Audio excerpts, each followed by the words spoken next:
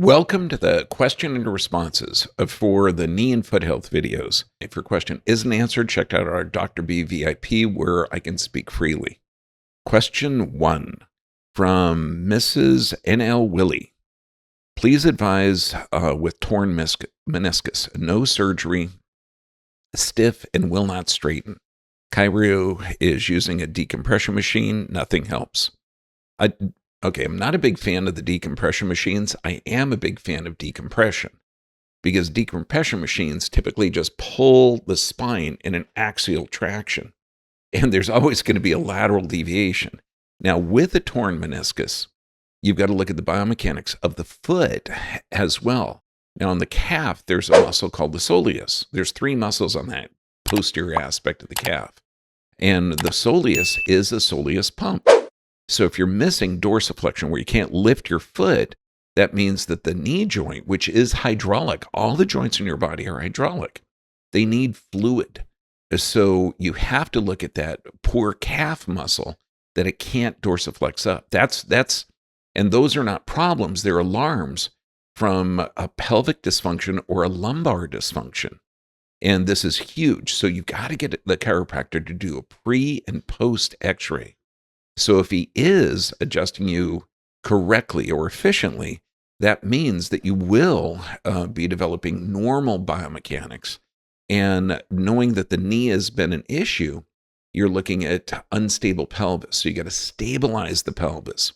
But also knowing that the lumbar is going to be an issue with the meniscus, because a torn meniscus will heal. But you got to look at why it was torn in the first place. And it's going to be the medial aspect of the meniscus, more than likely, or the inside portion of the knee. So once you've addressed everything, now also too, knowing that the nerves that supply the knee, and I'm talking the nerves that supply the quadricep, because you've got 4 muscles in there, but the 2 muscles, vastus medialis and lateralis, guide the action of that patella. And if those are firing incorrectly, then you're going to have an altered mechanics or force loading of that knee. So look at the cervical spine, look at the thoracic spine, because if there's a lateral deviation of the thoracic area, you're going to have abnormal force loading on the lumbar. So, it's called holistic, but it's just common sense. You got to look at the entire structure.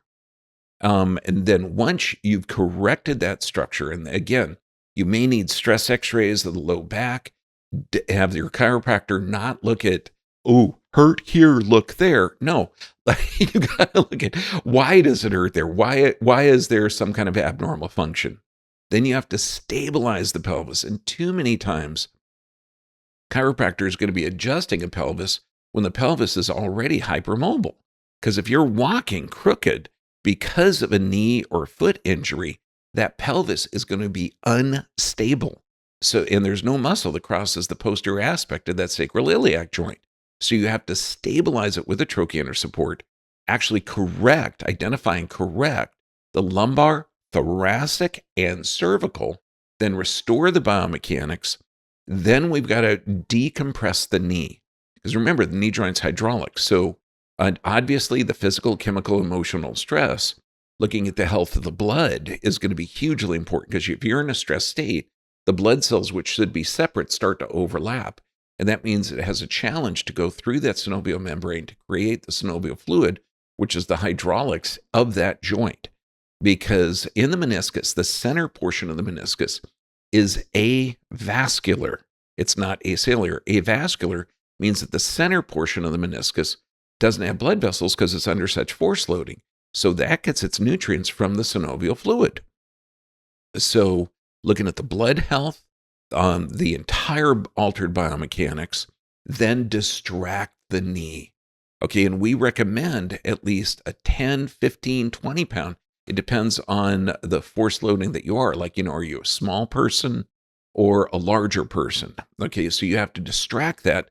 And when I'm talking distraction, you're sitting on something where your legs can dangle. You're not lifting it with a weight, because that's going to drive that patella into the knee. You want to just distract it so it's opening and closing. And then it's vital that the chiropractor checks for patellar tracking. So either the vastus medialis or vastus lateralis is going to be weak. And if your chiropractor doesn't know how to do patellar tracking or to check for it, then, because it's a very, very simple, but it's an asymmetrical exercise where you're working one group of muscles more than the other. So you have to know when to check it, what's wrong, and when the patient is done with that asymmetrical exercise, because you don't want to create another problem. And it's very, very simple. I mean, the foot will be turned out, and you're going to be lifting it up with no ankle weight.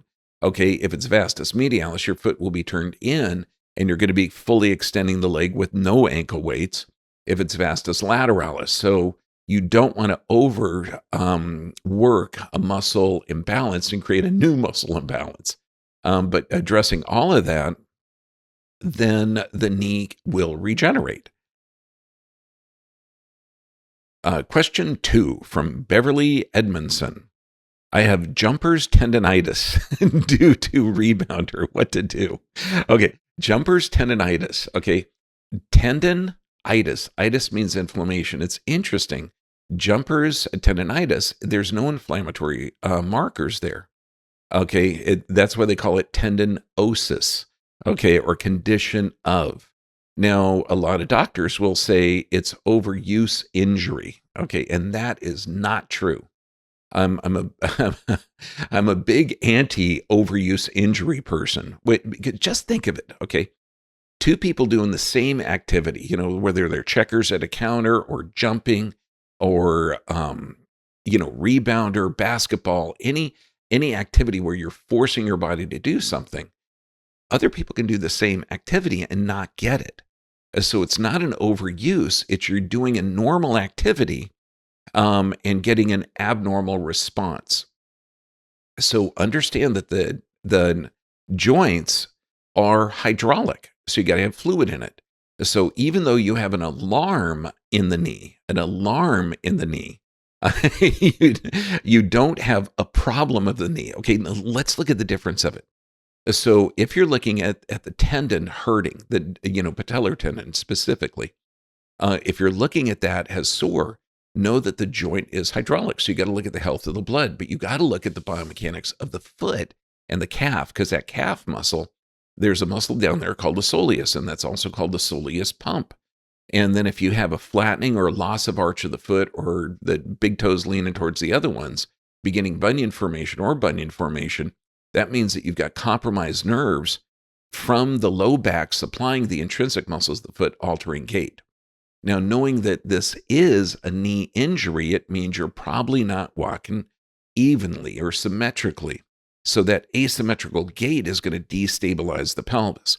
Also, that tendon, the patellar tendon, has 4 muscles attaching to it. So you've got to look at vastus medialis and vastus lateralis has a muscle imbalance that's causing that kneecap, the patella, to move slightly off.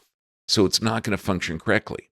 And all the tendons is how muscles attach to the bone, but all tendons cross the joints. And they're surrounded by bursa sacs that should be filled with fluid. And if they don't, that totally alters the mechanics. This is why fluid to the knee is so important. So look at the biomechanics of the lumbar. And if you're looking at the lumbar, you got to look at the entire spine, because if you have any thoracic deviations, that's going to alter the lumbar function. It's going to alter the pelvic. You're going to alter the nerve supply. And then distract the knee. So once you've corrected the nerves that supply it, the muscle balance, for sure check for patellar tracking. And that means you got to get a chiropractor that understands what patellar tracking is, get the fluid back in the knee, stabilize the pelvis, get the biomechanics of the foot and calf working correctly. And then that alarm, because it's not a problem, that alarm of the knee is telling you that there is a problem with the the knee biomechanics, the nerve supply, the hydration of the joint, altered mechanics of the foot, unstable pelvis, altered nerve supply of the lumbar. And once you get all of that solved, you're going to solve a heck of a lot more problems than jumper's tendinosis. Osis just means condition of. Because if the lumbar nerves are compromised and the pelvis is unstable, you're looking at bowel and bladder control, you're looking at poor sleep patterns. That pelvis houses half of the parasympathetic nervous system, so resting, digesting, and repairing is an issue. This is why when we're getting anybody anywhere, we're looking at complete biomechanics so we can restore that gait. So we restore the foot, the arch of the foot, the gait, the knee biomechanics. You've got to look at everything in order to have the person regenerate tissue healthy. Question 3 from Dana Waldrop. So the cause of bunions is not from wearing high-heeled shoes. No, it isn't. My mom was writing a book before she passed, and it was A View from High-Heeled Shoes. Honest to goodness. And my mom was like one of those 40s glamour girls. So high-heeled shoes are altered biomechanics. I mean, you're shortening the calf. Your gait is going to be off, but girls like wearing them. And my wife, who's 5 foot tall, well, 4'11", she loves wearing high heels, and I think she looks gorgeous in them. But if you're going to do that, you're not wearing them all the time. You can't. So you still got to do the foot on a block stretch. Bunion formation comes from weak intrinsic muscles of the foot. Okay, and intrinsic muscles are muscles inside of the foot. And it's also from altered mechanics of the calf. So this is a flattening of the foot and a compromised nerve supply to it. And where do those nerves come out of? The lumbar and pelvis area. Okay, so you've got to look at the altered biomechanics of the lumbar. And again, you're looking at the entire structure of the spine to identify it. Then you're looking at static and bending films of the lumbar to identify where the nerves are compromised. And then you have to work the intrinsic muscles of the foot. This is why we recommend walking barefoot. If you're going to wear high-heeled shoes, man, go for it. But you've got to walk barefoot in the grass so you get good biomechanics. Look at shoes that don't have arch supports.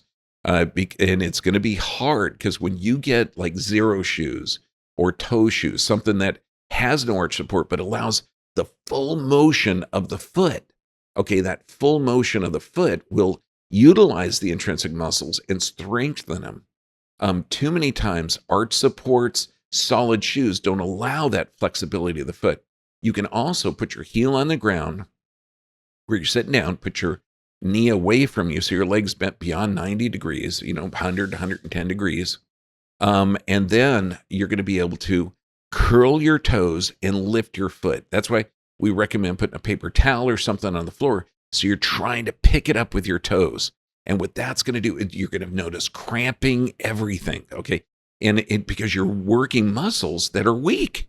Okay, so you may want to get a golf ball and roll it around just all over on the bottom of the foot, and this will break up adhesions and help, and then do the toe curling again. But working those intrinsic muscles, once you've restored the nerve supply to it, you're going to see the bunion go away. That's why I tell everyone, before you start doing these exercises, take a cell phone picture of your bunions, and it'll blow your mind because you're actually going to see them go away. Very, very cool. I've got one of my patients, she's in her late 70s, and she started with me when she was in her early 70s, and she had bad bunion formation, and every time she lays on the table, she says, "Dr. Bergman, did you see how pretty my feet are?" Yeah. Coming from a family where I'm the youngest boy, I've got 3 sisters and a mom. High-heeled shoes, you don't want to mess with telling girls they shouldn't wear them. Question 4. Joner Roundhill, 1796. Heel pain when walking after sitting. It feels like it comes from the knee. Oh, brilliant. Okay. And when you look at this, it means there's altered mechanics. There's an increase in tone of some of those muscles and some of the structures. So when you're sitting, you're not really utilizing your feet. And when you go from sitting to standing, instantly you're using them. Now, the way the foot is, you've got the fascia on the bottom, and it's on the plantar surface of the foot, and the arches are maintained by the intrinsic muscles. If those arches flatten out, that fascia on the bottom is used. Now, the fascia is supposed to be used for secondary support. That means when you're stepping off a curb or jumping, you don't want those muscles torn or damaged. So that fascia is only there for secondary supports. But if the foot starts to flatten out, that fascia, where it attaches to the heel. And if it's pulling all the time, you can x-ray it and you'll actually see a lip of bone where that fascia attaches, and that is starting to elongate it. And that's a part of Wolff's Law. Bones lay down where it's needed, resorb where it's not. So if you're putting that plantar fascia under a greater force loading, heel spurs form. And it's not the heel spur that's the problem. Okay, the heel spur is forming, or that heel pain is forming, because of weak intrinsic muscles of the foot.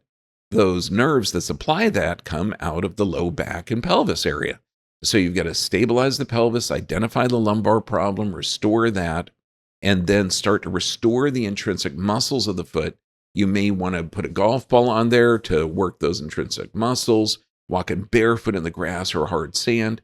So you're utilizing it, and look at shoes that don't have arch support so you can get full range of motion of that foot.